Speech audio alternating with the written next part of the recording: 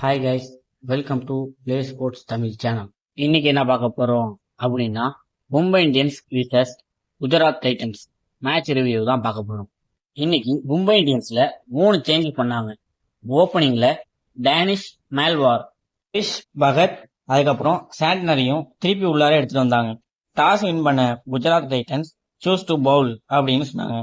ஸ்டார்டிங்லேயே 2 பேருமே ஸ்ட்ரகிள் பண்ணி தான் ஸ்டார்ட் பண்ணாங்க. ஃபர்ஸ்ட் ஓவர் ஃபுல்லாகவே டாட்டா தான் போணுச்சு. செகண்ட் ஓவரில் ரபாடா டேனிஷை எல்பிடபிள்யூல சூப்பராக விக்கெட் எடுத்துட்டாரு. ஜிடியில் 140+ போடுற பவுலர்ஸ் நிறையா இருக்காங்க. அதனால ரிக்கில்டனே விளையாட வச்சிருக்கலாம். டேனிஷ் வந்ததுலேருந்தே பதட்டத்திலே தான் ஆடினாரு. போன மேட்ச் செம ஃபார்ம்ல இருந்த குண்டன் டிகாக் இந்த மேட்ச்ல ஒரு 6 ஒரு 4 அடிச்சுட்டு ரபாடா பால்ல இவருமே கேட்ச் கொடுத்து அவுட் ஆயிட்டாரு. ரோஹித் சர்மா இல்லாம மும்பை இந்தியன்ஸ்க்கு ஓப்பனிங் ஒழுங்காவே போக மாட்டேங்குது. சூரியகுமார் யாதவ் வந்தோடனே செமையா ஸ்டார்ட் பண்ணாரு. ஒரு 6 ஒரு 4ஓட சூப்பரா ஸ்டார்ட் பண்ணாரு. அதுக்கப்புறம் ரபாடா இன்னைக்கு செம ஃபேஸ்ல போட்டுட்டு இருந்தாரு. 180ல ஒரு இன்ஸ்விங்கர் பால் வந்துச்சு. அதை ஆட முடியாம போல்ட் ஆயிட்டு போயிட்டாரு. செம போல்டு. ரபாடா இன்னைக்கு செம ஃபேஸ்ல போட்டுட்டு இருந்தாரு எல்லா பாலையும். இன்னைக்கு 150+ நிறைய பால் போட்டுட்டு இருந்தாரு. இன்னைக்கு அவரோட பவுலிங் ஆவரேஜ் ஸ்பீடு 145 தான். அதில் ஸ்லோயர் பால்லாம் 120ல போட்டிருந்தாரு. அப்படியுமே அவரோட ஆவரேஜ் ஸ்பீடு 145. ரபாடா ஒரு சைடு நல்லா விக்கெட் எடுத்திருந்தாலும் இன்னொரு சைடு மற்ற பவுலர்ஸ்லாம் நிறையா டாட் போட்டுக்கிட்டு இருந்தாங்க. 2 சைடுமே அட்டாக் பண்ணதுனால மும்பை இந்தியன்ஸால அவ்வளோ ரன்னு ஸ்கோர் பண்ணவே முடியல. கடைசியா பவர் பிளே முடியப்ப 6 ஓவருக்கு 46 ரன் 3 விக்கெட்டு. மேட்ச் நல்லா ஜிடி சைடு வர ஆரம்பிச்சிட்டு. அதுக்கப்புறம் நம்ம இந்தியருக்கும் திலக் வர்மாவுக்கும் பவுண்டரிஸே வரல. சிங்கிளே தான் ஆடிக்கிட்டு இருந்தாங்க. 6 ரன்னு 7 ரன்னு ஒரே ஒரு ஓவர் மட்டும் 9வது ஓவரில். மற்றபடி எல்லா ஓவர்லையுமே 6 7 8 தான் அடிச்சுக்கிட்டு இருந்தாங்க.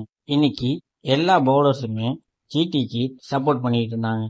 ஒரு சைடு திலக் வர்மா விக்கெட் விடாம 33 பாலுக்கு ஹாஃப் செஞ்சுரி போட்டாரு. இது ஸ்லோவான 50 தான். ஆனாலும் விக்கெட் விடாம ஆடிக்கிட்டு இருந்தாரு. நம்ம இந்தியர் ஒரு சைடு அவுட் ஆக பாண்டியாவும் திலக் வர்மாவும் அடிக்கிறாங்க ரன்னே வர மாட்டேங்குது. 14வது ஓவரில் தான் 100 அடிச்சாங்க. அது வரைக்கும் ரன்னே வரல. 14 ஓவர் முடியப்ப 103 ரன் இருந்துச்சு. அப்போதைக்கு ஸ்ட்ராட்டஜிக் டைம் அவுட் கொடுத்தாரு. டைம் அவுட்ல பாண்டியா திலக் வர்மாவை கண்ணை கொண்டு திட்டிட்டு இருந்தான். ஏன்டா அவன் இப்படி போட்டு திட்டிக்கிட்டு இருக்கான் அப்படின்னு பார்த்தா அவன் மோட்டிவேட் பண்ணிட்டு இருக்கான் திலக் வர்மாவை. பாண்டியா வெறித்தனமா மோட்டிவேட் பண்ணதுக்கப்புறம் எல்லா பாலுமே 6 4ன்னு அடிக்க ஆரம்பிச்சிட்டான். என்னதான் பாண்டியா அவ்வளோ மோட்டிவேட் பண்ணி திலக் வர்மாவை அடிக்க வச்சாலும் பாண்டியா அடிக்கவே இல்லை. பாண்டியா 16 பாலுக்கு 15 ரன் அடிச்சு டீசெண்டாக அவுட் ஆகிட்டு போயிட்டாங்க. 16வது ஓவரில் மட்டும் 4 ரன் வந்துச்சு. சரி, பேக் டு பழைய ஃபார்ம் வந்துட்டாங்க போல அப்படின்னு பார்த்தா சம்மந்தம் இல்லாமல் அடுத்த ஒரு 26 ரன் திலக் வர்மா அடிச்சிட்டான். அந்த மாதிரி அடிக்கிறத பார்த்து திலக் வர்மா இன்னைக்கு செஞ்சுரி போடுவாரா அப்படின்னு கமெண்டேட்டர்லாம் கேட்க ஆரம்பிச்சிட்டாங்க.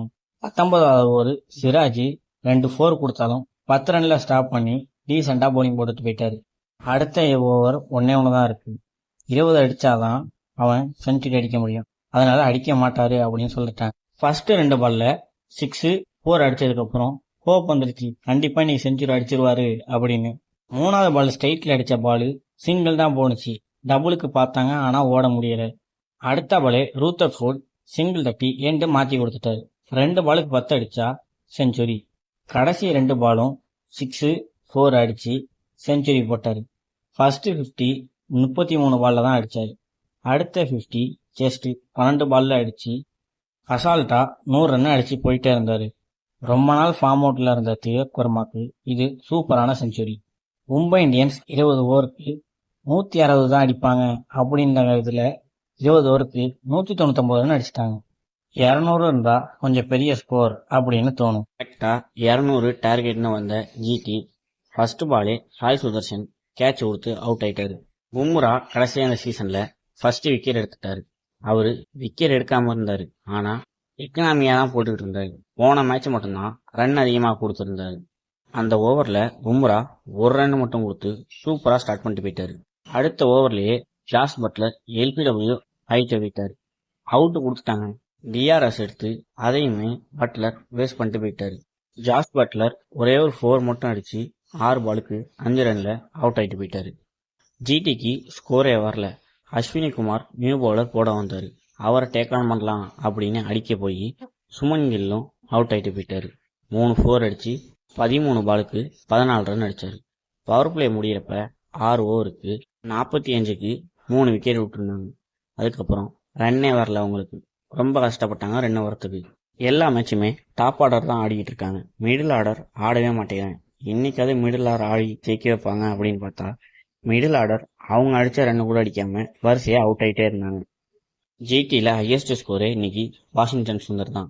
17 பாலுக்கு 26 ரன் அடிச்சிருந்தாரு. அதில் 5 4. போன மேட்ச் உட்கார வச்சு இந்த மேட்ச் எடுத்த மிச்சல் சாண்டனர் செமையாக போட்டார். அடுத்ததாக வந்த கிளென் பிலிப்ஸையும் இவரே காட்டன் போலில் அவுட் ஆகிட்டார். கிளென் பிலிப்ஸ் ஃபீல்டிங்காக மட்டுமே வச்சிருக்காங்க போல. ஃபீல்டிங்காக வச்சிருக்கிறதுக்கு அதுக்காக வேற பிளேயரையாவது யாராவது எடுக்கலாம், யூஸ் ஆகுது ஆகும். அடுத்ததாக வந்த ஷாருக் கான் 17 ரன்ல அஸ்வினி ஓவரில் அவுட் ஆகிட்டு போயிட்டாரு. தமிழ்நாடு பிளேயர்ஸ் 3 பேர் இருக்காங்க. யாராவது ஒருத்தர் பர்ஃபார்ம் பண்ணா கூட நல்லா இருக்கும். யாருமே ஜிடியில் தமிழ்நாடு பிளேயர்ஸ் பர்ஃபார்ம் பண்ணவே மாட்டேங்கிறாங்க. இன்னைக்கு புதுசாக வந்து பவுலிங் போட்ட அஸ்வினி சூப்பராக வந்து போட்டிருக்காரு. இன்னைக்கு 4 ஓவர் போட்டு 24 ரன் மட்டும் கொடுத்து 4 விக்கெட் எடுத்திருந்தாரு. இன்னைக்கு மேன் ஆஃப் த மேட்ச் யாரு அப்படின்னா திலக் வர்மா தான். 45 பால்ல செஞ்சுரி போட்டிருந்தாரு. இந்த சீசன் ஃபுல்லாவே பாலுக்கு பால் தான் ஆடினாரு. இன்னைக்கு தான் நல்லா ஹிட் பண்ணி ஆடினாரு. இன்னைக்கு 199 ரன் அடிச்சதும் இல்லாம 10 ஓவர்லயே 100 ரன்னுக்கு ஆல் அவுட் எடுத்துட்டாங்க. அதனால நெட் ரன் ரேட்டும் பயங்கரமா ஏறிச்சு. மைனஸ்ல இருந்த எம்ஐ இப்போ பிளஸ் 0.067க்கு வந்துட்டாங்க. அதனால 7th பொசிஷனுக்கு முன்னேறிட்டாங்க. ஜிடிக்கு நல்லாவே நெட் ரன் ரேட் அடி வாங்கிட்டு அவங்க 6th பிளேஸ்ல இருந்தாலும் மைனஸ் 0.82ல இருக்காங்க. மொரட்டு ஃபார்ம் அவுட்ல இருந்த மும்பை இப்போ சென்னை மேட்ச் வரப்போகுது அப்படின்னு எல்லாருமே ஃபார்முக்கு வந்துட்டாங்க. இந்த வீடியோவை ஐபிஎல் பார்க்குறவங்க ஃப்ரெண்ட்ஸ்க்கு ஷேர் பண்ணுங்க. ஸ்போர்ட்ஸில் என்ன டவுட்னாலும் உடனே கமெண்ட் செக்ஷனில் கேளுங்க. ஸ்போர்ட்ஸ் அண்ட் கேம்ஸ் பற்றின அப்டேட் தெரிஞ்சுக்க ப்ளே ஸ்போர்ட்ஸ் தமிழ் சேனலை சப்ஸ்கிரைப் பண்ணுங்க.